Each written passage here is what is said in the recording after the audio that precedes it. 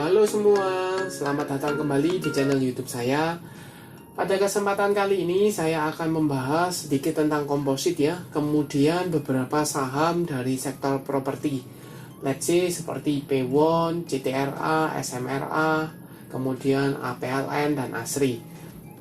Mungkin video ini agak panjang ya, jadi pastikan teman-teman tonton video ini sampai selesai. Buat teman-teman saya harap dalam kondisi baik ya, kemudian portofolionya bisa grow dan tetap hasilkan cuan. Buat teman-teman yang mungkin baru pertama kali mampir ke channel YouTube saya ucapkan selamat datang, selamat menonton. Semoga informasi yang kami sampaikan melalui video-video yang kami buat bisa bermanfaat buat kawan-kawan semua untuk membantu pengambilan keputusan. Buat teman-teman yang sudah like, share, dan subscribe channel YouTube saya ucapkan terima kasih banyak atas support dan dukungannya sehingga channel ini bisa berkembang sampai sejauh ini. Oke, tanpa berpanjang lebar ya, kita langsung masuk ke pembahasan. Yang pertama adalah komposit. Kemana sih arah pergerakan IHSG kita? Kalau teman-teman lihat IHSG kita ini tidak kemana-mana ya, masih dalam range 7.000-7.100 seperti itu. Tetapi bahkan kalau teman-teman cek hari ini ya, tanggal 25 November, IHSG kita ini terkoreksi sebenarnya cukup dalam. Tetapi di akhir sesi itu ada tarikan sehingga hanya minus 0,39% seperti itu. Bagaimana potensinya? Kalau saya lihat dia masih cenderungnya sideways ya, dalam range 7.000-7.100 seperti itu. Garis MACD pun jelas masih sideways. Jadi kalau belum ada momentum yang atau belum ada sentimen yang cukup positif untuk mengangkat pergerakan IHSG ya, mungkin IHSG kita akan konsolidasi ya, kadang sehari hijau, 2 hari hijau, besok koreksi, kemudian 2 hari koreksi, hari ketiganya hijau, seperti itu. Jadi relatif masih sideways. Kalau saya lihat ini hanya tunggu momentum ya menurut saya. Kalau selama di atas 7.100 ya, 7.000-an, dia tunggu momentum saja. Jadi tinggal tunggu sentimen yang mampu mengangkat pergerakan dari IHSG. Kalau IHSG-nya ini terkoreksi, biasanya saham-saham relatif tidak kemana-mana ya, yang big caps ya, seperti BBCA, BBRI, BBNI, itu mungkin ada keseimbangan, ada yang naik, ada yang turun, tapi kurang lebih tidak akan jauh mengalami kenaikan seperti itu. Jadi bagaimana potensinya untuk minggu depan? Menurut saya masih dalam range 7.700, 7.000 sampai dengan 7.100 ya. Kalau ada momentum baru akan mampu breakout atau meretest kembali supportnya 7.000 seperti itu ya. Kita lanjut ke saham properti yang pertama ya. Yang pertama adalah P1. Kita coba cek Pakuwon Jati, yang kalau teman-teman lihat beberapa hari ke belakang untuk saham P1 ini mengalami pergerakan ya, kemudian volumenya mulai keluar. Apakah ini menjadi awal bahwa saham P1 ini atau saham-saham sektor properti ini mulai jalan? Kalau dilihat posisinya tanggal 25 November 2022, saham P1 ini mengalami kenaikan tipis ya, 0,85% ke level 474. Tetapi kalau dilihat 3 hari atau 4 hari sebelumnya, itu di level pertama di level 440-an hingga sekarang 470-an. Jadi lumayan mengalami kenaikan. Apakah ini menjadi tanda perbalikan arah atau mulai gerak? Teman-teman perlu cek juga ya. Di sini kalau untuk saham P1 ini cenderungnya masih sideways ya, secara minor menurut saya. Kenapa?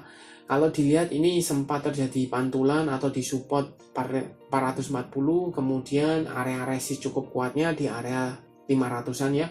Di sini menyentuh, kemudian retest support, retest resist, gagal, turun kembali di retest resistnya berhasil, kemudian di retest untuk jadi support, dia breakdown. Seperti itu. Mencari support baru, di supportnya, support kuatnya 440, sekarang mulai ada pantulan. Jadi kalau buat teman-teman yang mungkin sudah punya di daerah bawah, apa yang bisa dilakukan? Teman-teman bisa lihat, bisa pantau ya, di area resist minornya di 480-an, di area sini Kalau seandainya P1 ini mampu bisa break dari 480, mungkin teman-teman bisa pertimbangkan taking profit di area 500. Kenapa? Ini area psikologis, area resist yang cukup kuat, beberapa kali disentuh oleh P1, tetapi gagal ya, seperti itu. Jadi bisa pertimbangkan taking profit di area sana. Untuk volume, seperti yang tadi saya singgung, volumenya mulai keluar ya, mulai ada garis MACD jelas mulai mengarah ke atas. Apakah kenaikan beberapa hari ini disertai akumulasi? Saya coba cekkan broker summary-nya untuk P1 ya. Ini selama 1 minggu jelas ada akumulasi cukup masif oleh CC, PD, OD, kaset, dan aset. Harga rata-rata 460, 470 ya. Paling murah ini kaset under 450 ya. Ini sudah cuan, kalau yang lain cuan tapi masih tipis. Seperti itu. Dan kemana arah pergerakannya, seperti yang tadi saya sampaikan ya, teman-teman bisa pantau beberapa titik atau analisa yang saya sampaikan. Oke, kita lanjut ke saham kedua. Setelah P1 kita coba ASRI ya. ASRI atau Alam Sutra juga mengalami kenaikan ya. Tetapi tanggal 25 November ini dia koreksi, konsolidasi ya. Koreksi 1,68% ke level 176 ya. Teman-teman bisa cek di sini dia sudah breakout dari area MA50 ya. MA50-nya ada di 172, MA200-nya 171 ya, cukup sempit seperti itu. Volume ketika kenaikan kemarin disertai dengan volume, dan hari ini koreksinya koreksi dengan volume yang relatif kecil. Ada potensi kalau seperti ini dia untuk melanjutkan kenaikan ya. Jadi teman-teman bisa pantau untuk Senin. Kalau seandainya dia mengalami kenaikan ya, meretest 180 dan mampu breakout, maka teman-teman bisa spekulasi buy untuk target minimal di 185, 186 hingga 190 ya.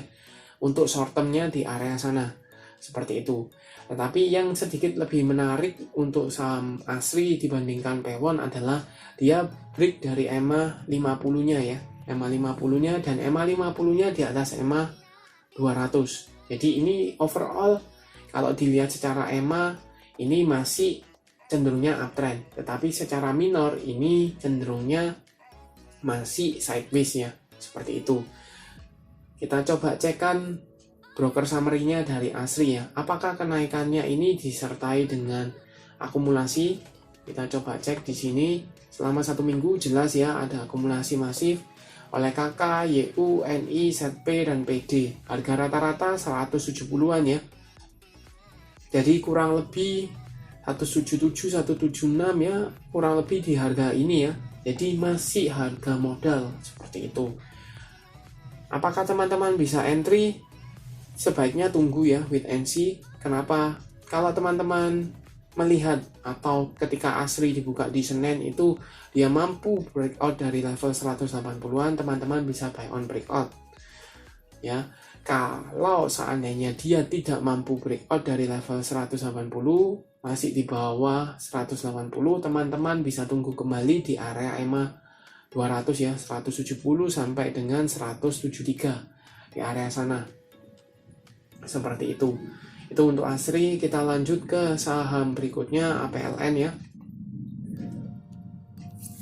APLN untuk Agung Podomoro Land ya, APLN hari ini tanggal 25 November mengalami koreksi 1,78% ke level 166. Untuk APLN sendiri ini cukup bagus. Kenapa? Dia ada confirm mulai bergerak uptrend ya. Karena garis EMA 50-nya mulai mengarah ke atas, EMA 50 di 148, EMA 200 di 130. EMA 50 di atas EMA 200 jelas dia confirm mulai uptrend, dan lebih bagusnya lagi adalah APLN ini membentuk support ya. Base baru di 160-an.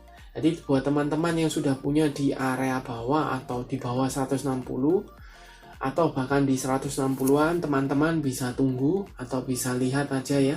Kalau seandainya dia masih tertahan di atas 160, dia confirm ini base baru, support baru yang cukup kuat menahan pergerakan dari APLN. Buat teman-teman yang belum punya, mungkin bisa tunggu spekulasi buy di area support ya.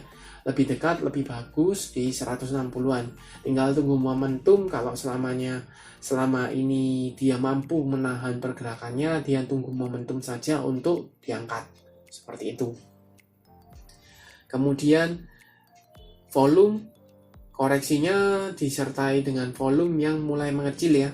Mulai mengecil.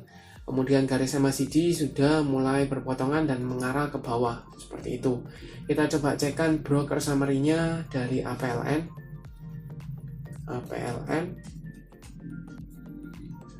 Untuk APLN di sini ada akumulasi ya. ZP, DX, ASET, DU, HP. Harga rata-rata teman-teman bisa cek ya, 160 170-an. Jadi masih kurang lebih di harga sini ya. Base barunya di sini. Jadi mungkin teman-teman bisa pantau untuk spekulasi buy ya. Seperti itu. Buat teman-teman yang punya di daerah bawah, apa yang dilakukan?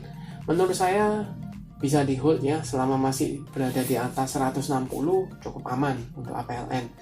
Kita lanjut ke SMRA. Cukup banyak sih sebenarnya untuk saham properti ya. SMRA ini hari ini mengalami koreksi ya, koreksi stagnan setelah kemarin mengalami kenaikan hampir 8%. Hari ini SMRA ditutup di 615. Posisinya dia sudah break di atas EMA 50. EMA 50-nya di 585, EMA 200 ada di 650. Kemana arah pergerakannya? Kalau seandainya dia ini koreksi sehat ya, maka besok atau Senin ada potensi selama 1 minggu itu akan ada potensi dia meretest EMA 200-nya di 650 hingga 680. Buat teman-teman yang sudah punya di daerah bawah di 550, 560, apa yang bisa dilakukan? Teman-teman mungkin masih bisa hold ya. Selama dia berada di atas level 600-an, teman-teman bisa hold. Kalau dia sudah mulai ada tanda-tanda breakdown atau meretest 600 disertai dengan distribusi, teman-teman bisa out dulu ya, tunggu kembali di daerah bawah seperti itu. Untuk garis MACD jelas mengarah ke atas seperti itu. Kita coba cek broker summary-nya dari SMRA.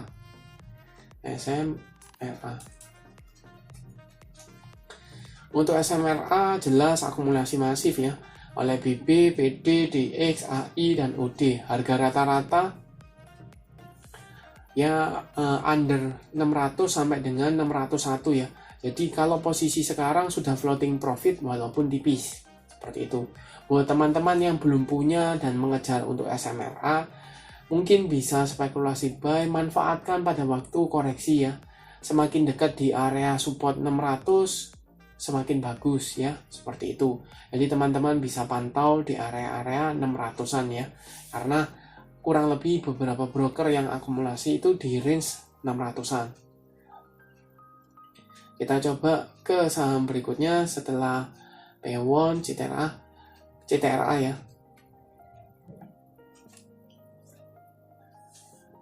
Untuk CTRA atau Ciputra tanggal 25 November 2022 mengalami koreksi ya 0,49% ke level 1010. Kalau dilihat ini posisinya breakout dari level psikologis 1000 ya. Seperti itu, setelah beberapa hari atau dalam 1 minggu ini mengalami kenaikan. Kemudian kalau dilihat secara volume hari ini atau koreksi hari ini disertai dengan volume yang cukup tinggi ya. Nanti kita bisa cekkan apakah ada distribusi atau tidak. Kemudian garis MACD ini jelas mulai mengarah ke atas kembali. Posisi EMA 50-nya di 950, EMA 200 di 960 cukup berdekatan. Ada potensi EMA 50 berpotongan dengan EMA 200. Kita coba cek broker summary-nya dari CTRA. Untuk CTRA jelas ada akumulasi ya. Akumulasi oleh kaset CS, LG, NI, BB. Harga rata-rata ya kita bisa lihat ya di atas 1010 ya rata-ratanya. Jadi kurang lebih masih harga modal. Jadi buat teman-teman yang belum punya, manfaatkan aja pada waktu momentum atau koreksinya dia untuk tambah muatan. Untuk target menurut saya tetap ya untuk CTRA ini di range 1085 sampai dengan 1100 ya. Di area sini ini area resist yang cukup kuat di sini ya. Sempat tersentuh, gagal, turun kembali. Jadi teman-teman bisa manfaatkan ketika menyentuh area resist ini dan tidak kuat, mungkin teman-teman bisa. Saya kira cukup ya. Tadi kan sudah bahas untuk ASRI, APLN, kemudian SMRA, P1, kemudian CTRA ya. Sudah 5. Terima kasih sudah menonton sampai akhir. Jangan lupa like, share, dan subscribe channel YouTube saya dan nantikan video analisa saham berikutnya. Terima kasih sudah menonton.